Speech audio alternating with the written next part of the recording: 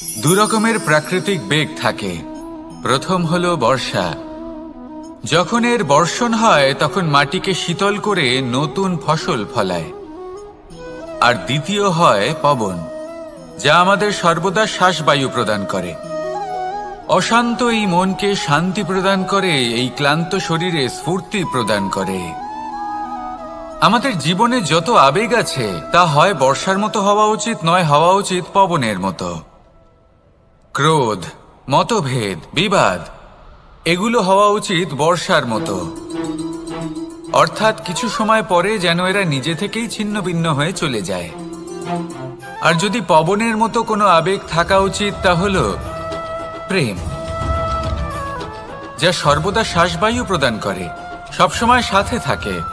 একে আমরা অনুভব করতে পারি না, কিন্তু এ আমাদের অনুভব করার জন্য প্রাণবায়ু প্রদান করে। আর যখন চক্রবাতের মতো সে ভয়ঙ্কর হয়ে ওঠে তখন সমগ্র সংসার বদলে দেয়। এর সারমর্ম একটাই, শক্তি। মতভেদ, ক্রোধ, বিবাদের মধ্যে নেই। শক্তি যদি থাকে তা আছে প্রেমের মধ্যে।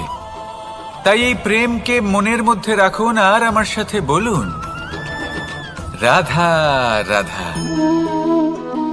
ঘৃণা, প্রেম, রেগে যাওয়া, মান ভাঙানো, ভুলে যাওয়া, এই সকল অনুভূতি মানুষের জীবনে অত্যন্ত গুরুত্বপূর্ণ।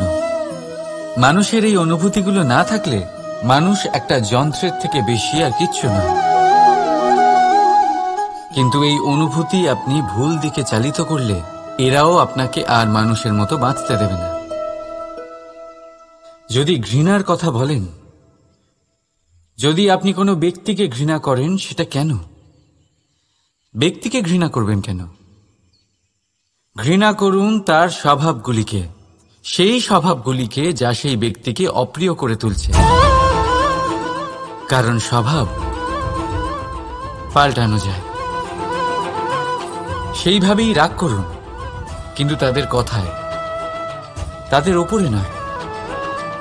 কারণ কথা বদলে দেওয়া সম্ভব। ভুলতে হলে ভুলুন তাদের ত্রুটি, তাদের নয়। কারণ ভুল অবশ্যই শুধরে নেওয়া যায়। প্রেম করুন তবে তাদের আত্মার সাথে, তাদের অনুভূতির সাথে, শরীরের সাথে নয়। কারণ শরীর হলো নশ্বর। বলুন কিন্তু খারাপ ভাবে নয়, ভালোবেসে। রাধা রাধা।